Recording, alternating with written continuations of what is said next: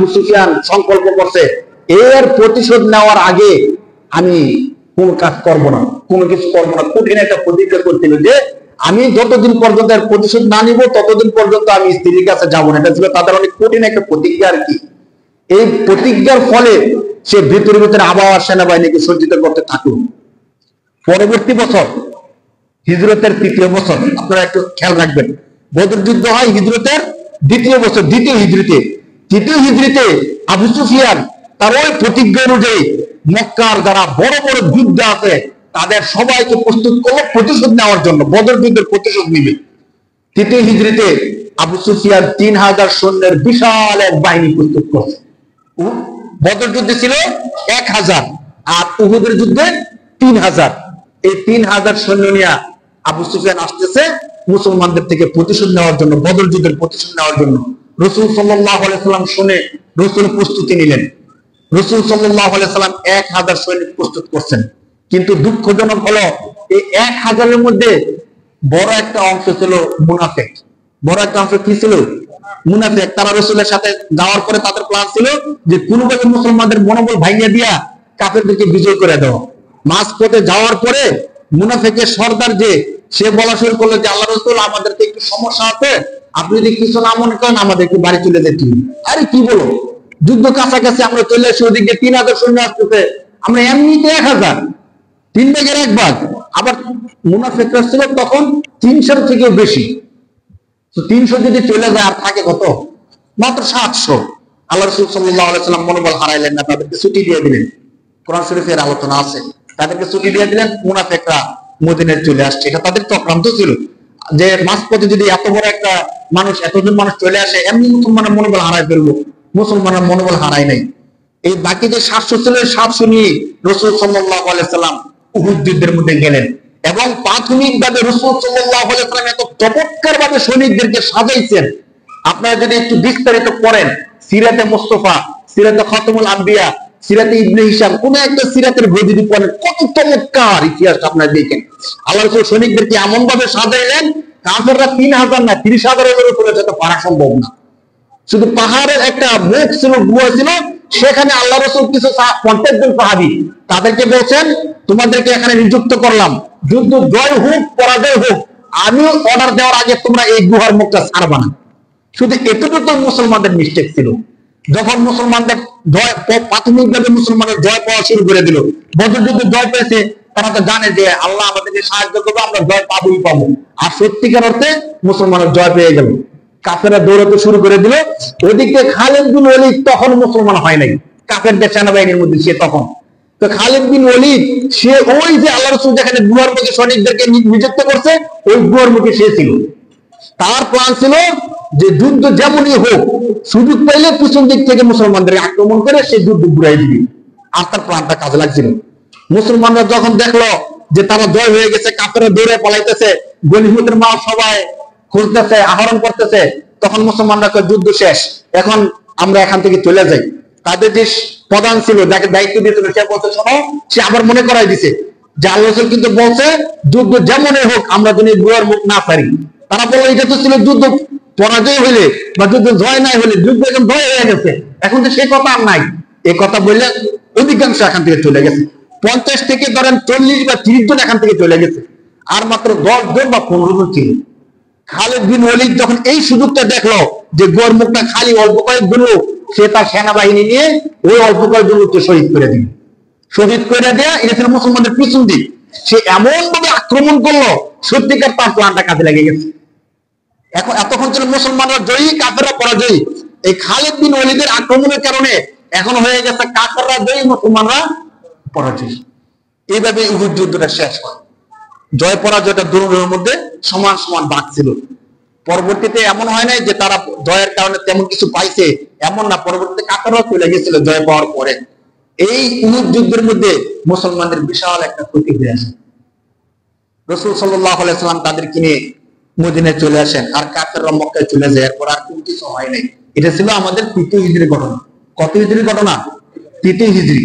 সবাই যার যার মতে চলতেছিল, মুসলমানরা মুসলমানদের মতো, কাফেররা কাফেরদের মতো।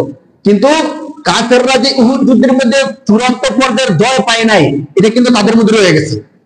৫ম হিজরিতে কাফেররা চিন্তা করলো আমাদের জয় দরকার, চূড়ান্ত জয়। কি করা যায়? তখন তারা নিজেরা মক্কার যত সৈনিক আছে তাদেরকে এবং মক্কার আশেপাশের যত গোত্র আছে সমস্ত গোত্রকে একত্রিত করলো যে আমরা চূড়ান্ত ভাবে মদিনা আক্রমণ করব, মদিনাকে শেষ করে দিই, ঠিক আছে? এবং মদিনা থেকে যত সম্পদ পাওয়া যায় সবাই ভাগযোগ করে নিয়ে যাব। অতএব লাভ আর লাভ। আবু সুফিয়ানের এই বুদ্ধির ফলে, আপনারা ইতিহাস হয়তো শুনছেন, বুদ্ধির ফলে সে 10,000 সৈনিকের বিশাল এক বাহিনী প্রস্তুত করে। দেখেন আগের যতগুলো যুদ্ধ আছে সমস্ত যুদ্ধগুলোকে ছাড়াই গেছে, কিন্তু প্রথম ছিল মাত্র 1,000 কাফেরদের সৈনিক, দ্বিতীয় যুদ্ধ ছিল কাফেরদের সৈনিক, মনে আছে কিনা কত হাজার? একটু মনে রাখেন। আর এখন পঞ্চম হিজরিতে খন্দকের যুদ্ধ যখন আবু সুফিয়ান করবে তখন সে সেনাবাহিনী নিচে কত হাজার? 10,000। তখন মুসলমান ছোট বড় বৃদ্ধ সব মিললে 10,000 হয়নি, মানে মুসলমানের সংখ্যাই 10,000 যায় নাই, সৈনিক তো অনেক দূরের কথা। আবু সুফিয়ান চিন্তা করছে এবার শেষ, এবার কিছু না কিছু একটা করেই আসবে। আর সত্যিকার অর্থে এই যুদ্ধটা মুসলমানদের জন্য অনেক কঠিন ছিল, মানে বাঁচা মরার লড়াই যাকে বলে এর থেকে বেশি কঠিন ছিল। আল্লাহ রাসূল সাল্লাল্লাহু আলাইহি ওয়াসাল্লাম যখন জানতে পারলেন যে আবু সুফিয়ান সমস্ত গোত্র এটা সমস্ত বাহিনীর সম্মিলিত যুদ্ধ ছিল, যার কারণে গাজওয়ায়ে আহজাব এই নামে একটা সূরা নাযিল হয়েছে 21 নম্বর পারার মধ্যে, সূরাতুল আহজাব নামে। এই সূরার মধ্যে আল্লাহ তাআলা এই যুদ্ধের আলোচনা করতেন, মানে সমস্ত গোত্রগুলো মিলে মুসলমানদের বিরুদ্ধে ঐক্যবদ্ধ হয়েছিল। আল্লাহ রাসূল সাল্লাল্লাহু আলাইহি ওয়াসাল্লাম কি করবেন সাহাবাদেরকে নিয়ে পরামর্শ করতেন, কারণ 10,000 বাহিনীর মোকাবেলা করা তো ছোটখাটো কোনো কথা না। রাসূলের সেনাবাহিনী সর্বোচ্চ 1,000 কি 2,000 হবে, আর বাকি তো বৃদ্ধ শিশু নারী, এগুলো তাদেরকে নিয়ে তার যুদ্ধ করা যায় না। রাসূল অনেকের থেকে পরামর্শ চাইছেন, বিশাল ইতিহাস। কিছু সাহাবী বলেছেন আল্লাহ রাসূল তাদেরকে মক্কা আসতে দেওয়া যায় না, কারণ মক্কা আসতে তারা সব শেষ করে দিবে, আমরা অগ্রবর্তী হয়ে তাদেরকে আক্রমণ করব। কেউ বলছেন আল্লাহ রাসূল তারা মক্কা মদিনায় আসুক, আমরা যা করতে পারি করব। এমন দুদুল্যমনায় ছিল। আল্লাহ রাসূল সাল্লাল্লাহু আলাইহি সাল্লামের সবচেয়ে জ্ঞানী বৃদ্ধ এবং বয়স্ক সাহাবী ছিল হযরত সালমান ফারসি রাদিয়াল্লাহু তাআলা। তিনি পারস্যের লোক ছিল। তিনি বলছেন আল্লাহ রাসূল আমার মাথার মধ্যে একটা বুদ্ধি আছে, এই যে যুদ্ধ তাদের সাথে আমরা যুদ্ধ করে পারবো না, এখানে কৌশলে একটা মার দিতে হবে তাদেরকে। কি করা যায়? সে তো পারস্যের লোক ছিল, সে যুদ্ধের কৌশল কিছু জানতো। তখন সে বলছে যে আমাদের মদিনাটা সুরক্ষিত, অন্যদিক থেকে পাহাড়, ওদিক থেকে কাফেররা আক্রমণ করতে পারবে না, শুধু একটা দিক আছে যে দিক দিয়ে তারা আমাদের দিকে ঢুকতে পারবে। এক কাজ করেন, আপনি আমাদেরকে নিয়ে খন্দক তৈরি করেন। খন্দক এর অর্থ হলো গর্ত। গর্তটা ছিল 10x10, নিচে যাবে 10 হাত আর সাইডে হবে 10 হাত। এভাবে গর্তটা করব যাতে করে গর্তটা পাড়ি দিয়ে তারা আমাদের পর্যন্ত আসতে না পারে, তাহলে তারা গর্তের উপরে থাকবে, আমরা গর্তের এপারে থাকবো, এভাবে আমরা যুদ্ধটা চালাই যাব। এছাড়া বিকল্প কোন রাস্তায় তাদের সাথে যুদ্ধ করার এই প্ল্যান আর হবে না। রাসূল সাল্লাল্লাহু আলাইহি সাল্লাম দেখুন যাহা এই একটা কার্যকরী পদক্ষেপ আছে, নয়তো তাদের সাথে পারার সুযোগ নাই সত্যিকার অর্থে। সালমান ফারসি রাদিয়াল্লাহু তাআলা আনহুর এই পরামর্শটা রাসূল সাল্লাল্লাহু আলাইহি সাল্লাম নিলেন। সাহাবায়ে কেরামকে বলে দিলেন যে ঠিক আছে, প্রত্যেককে আল্লাহ রাসূল নির্দিষ্ট করে দিলেন যে তুমি এতটুকু গর্ত করো, তুমি এতটুকু গর্ত করো, সবাইকে দিয়ে দিলেন। রাসূল সাল্লাল্লাহু আলাইহি সাল্লাম নিজেও গর্ত করতে লেগে গেলেন। আপনারা শুনছিলেন রাসূল পেটের মধ্যে পাথর বাঁধছিলেন, এই যুদ্ধের মধ্যে হয়েছিল। সবচেয়ে কঠিন কঠিন দুর্দান্ত ঘটনাগুলো এই যুদ্ধের মধ্যে ঘটছিল। আমরা সুযোগ পেলে খন্দক যুদ্ধ নিয়ে বিস্তারিত কোনো একদিন বলবো। যখন কাফেররা মক্কা থেকে 10,000 সৈন্যবাহিনী নিয়ে আসলো খন্দকের মধ্যে, মদিনার কাছাকাছি হলো, তাদের কিন্তু এই অভিজ্ঞতা ছিল না তখন। ইতিপূর্বে তাদের জীবনে তারা এই যুদ্ধ কৌশল দেখে নাই, যার কারণে তারা যখন মদিনার কাছাকাছি এসে গর্ত দেখতে পেল তারা তো অবাক হয়ে গেছে, কি এই সিস্টেম কি করে হলো? তারা তো এই কৌশল জানতো না, মানে একাই তারা অনেকটা ধরা খেয়ে গেছে। এখন কি করা যায়? এই খন্দক যে তারা ডিঙ্গায় আসবে এই ক্ষমতা তাদের নাই। আবার সাহাবা একরাম তো তীর নিয়ে বসে রয়েছে, কেউ আসতে চাইবে তাকে কি মারবে? তীর মারবে। সাহাবা একরাম সবাই প্রস্তুত, যারা যুদ্ধ করতে পারে সবাই প্রস্তুতি নিয়ে টুটোর দিকে বসে রয়েছে, আর উপাস দিয়ে যে আসবে সে সুযোগও নাই। এইভাবে তারা চিন্তা করলো যে আমরা মদিনাকে অবরোধ করে রাখবো, যতদিন পর্যন্ত মদিনার তারা খাবার দাবার শেষ হয়ে যাবে তখন তারা এমনি আত্মসমর্পণ করবে। এজন্য তারা অবরোধের জন্য মদিনার পাশে বসে গেল কাফেররা। এদিকে কাফেরদের সাথে একজন লোক আসছিল যার নাম হলো আমর। আমর ছিল এমন যে একজন ব্যক্তি 100 ব্যক্তির সাথে একাই যুদ্ধ করতে পারত, এবং মক্কায় তার মানে শক্তি, তার পারদর্শী সবাই জানতো, সে এত বড় একজন যোদ্ধা ছিল। সে যখন দেখলো যে এই গর্ত কোনোভাবে ডিঙ্গানোর সুযোগ নেই, কি করা যায়, পাগল হয়ে গেছে। সে প্রতিজ্ঞা করলো, আমি এই গর্ত ডিঙ্গাবো এবং মুসলমানদের সাথে যুদ্ধ করবই করব। তার শক্তিশালী ঘোড়া ছিল, শক্তিশালী ঘোড়া নিয়ে সে এমন ভাবে ঝাঁপ দিল, এই 10 হাতের গর্ত সে পাড়ি দিয়ে দিল। একমাত্র আমরও ছিল এমন একজন যোদ্ধা যে যুদ্ধে খন্দকটা পাড়ি দিয়েছিল। সে যখন খন্দক পাড়ি দিয়ে মুসলমান যেখানে বসে আছে সেখানে আসলো, আইসা বলতেছে যে তোমরা তো মনে করছিলা যে তোমাদের খন্দক পাড়ি দেওয়ার মতো ক্ষমতা কারো নাই, আমি আমরের আছে, আমি আসছি। এমন কে আছো, কার বুকের পাঠা আছে, আমার সাথে যুদ্ধ করতে পারো, আসো দেখি। এইভাবে আহ্বান করতেছিল। আর মক্কার মদিনার যে মুসলমান ছিল তারা তো মক্কা থেকে আসছে, তারা তো আমরকে চিনতো, আমরের ক্ষমতা কেমন, তার পাওয়ার কেমন তারা জানতো। এই জন্য কেউ রাজি হইতেছিল। আল্লাহ রাসূল সাল্লাল্লাহু আলাইহি সাল্লাম বলেন, কে আছো আমরের সাথে মোকাবেলা করতে পারো? হযরত আলী রাদিয়াল্লাহু তাআলা আনহু, আসাদুল্লাহ গালিব, সুবহানাল্লাহ, আল্লাহু আকবার। আলী রাদিয়াল্লাহু তাআলা আনহু কিন্তু ছোট্ট ছিল, 10 বছর বয়সে ইসলাম ধর্ম গ্রহণ করছে। তো তখনকার সময়ে এভাবে বীরত্ব দেখানোর মতো, যুদ্ধ করার মতো কোনো কিছুই ধরেন তার মধ্যে নাই। স্বাভাবিক সবাই যুদ্ধ কৌশল শিখতো তখনকার সময়ে। তো আলী রাদিয়াল্লাহু তাআলা আনহু দাঁড়ায় গেল যে আল্লাহ রাসূল লাব্বাইক, আমি তার সাথে যুদ্ধ করবো, মোকাবেলা করবো, আমাকে অনুমতি দেন। সবাই তো বুক দূর দূর করতেছে, বলে কি আলী যাবে? এখানে ওমর আছে, আবু বকর আছে, ওসমান আছে, আর কত বড় বড় বীর যুদ্ধ আছে, কেউ রাজি নাই। কে রাজি? আলী রাদিয়াল্লাহু তাআলা আনহু রাজি। আল্লাহ রাসূল বলেন, বসো তুমি। মানে আল্লাহ রাসূল চাইছিলেন এত ছোট্ট তুমি যাওয়ার দরকার নেই, অন্য কেউ রাজি হোক, বসাই দিছে। দ্বিতীয়বার আল্লাহ রাসূল আবার বললেন, কে আছো আমরের সাথে মোকাবেলা করবে? কেউ তারা না, আলী রাদিয়াল্লাহু তাআলা দাঁড়ায় গেছেন, আল্লাহ রাসূল বসাই দিতেন। তৃতীয়বার আবার যখন বলছেন, তৃতীয়বার আলী দাঁড়াইছে। কি করার?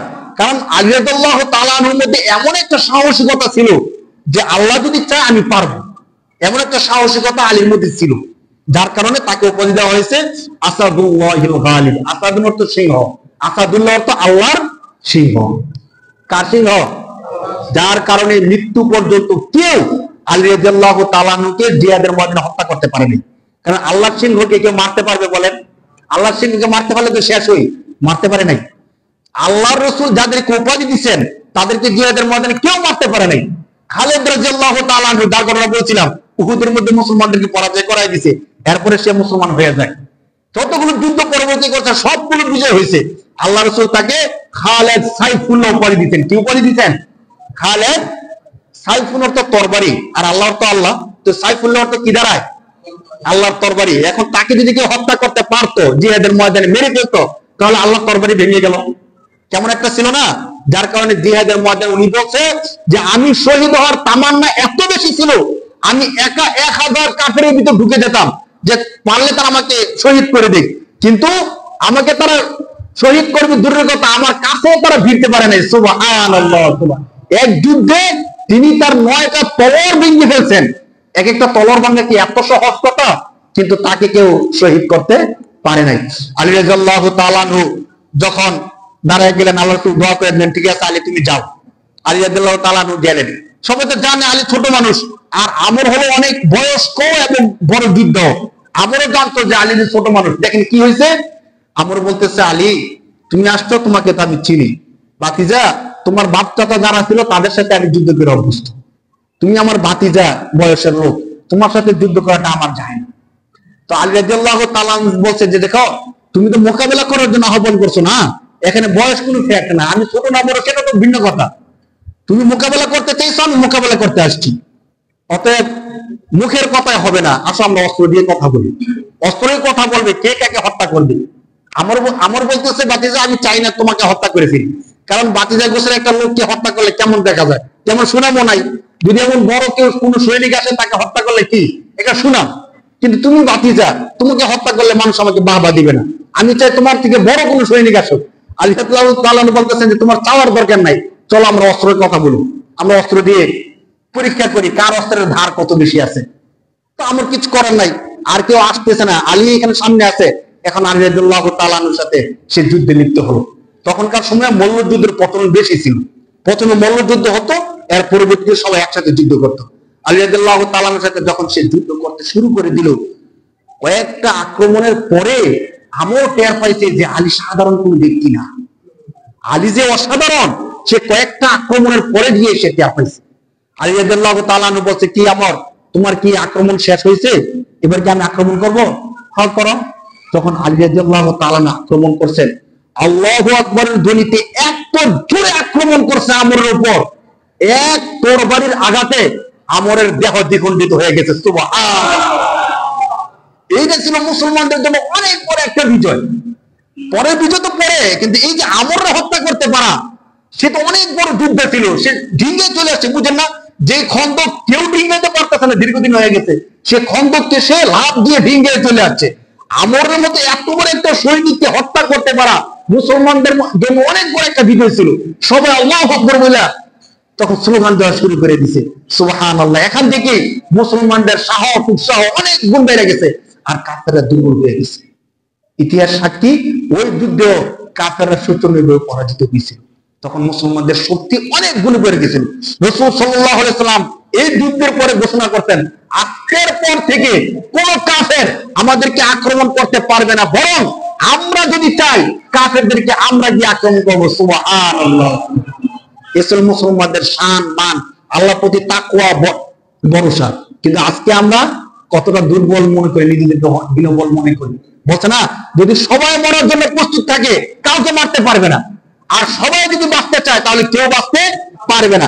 আজকে আমরা পৃথিবীর মধ্যে ২০০ কোটি মানুষ মুসলমান থাকার পরেও আমরা চেষ্টা করতেছি যে আবাবিল আসুক, ইসরায়েলকে ধ্বংস করে দিই, অথচ মুসলমানদের শাসকের কি অভাব? কত বড় বড় শাসক আছে, আরব শাসকরা আছে, কত বড় কিছু আছে, মুসলমানদের কত শক্তি আছে।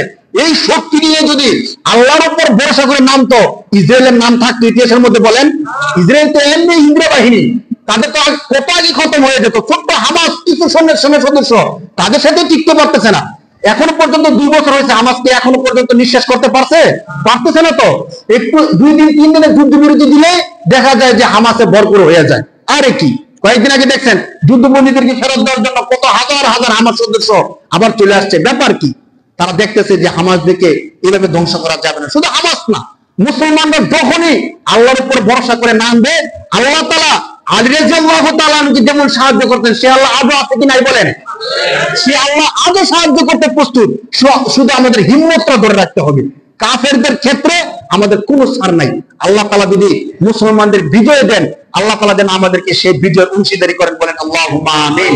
আল্লাহ তাআলা অতি দ্রুত কাফেরদেরকে ধ্বংস করে মুসলমানদের বিজয় দিয়ে পৃথিবীর মধ্যে ন্যায় বিচারকে আল্লাহ তাআলা প্রচার করে দেন। আল্লাহুম্মা আমিন। যারা সুন্নাত পড়ে চ্যানেল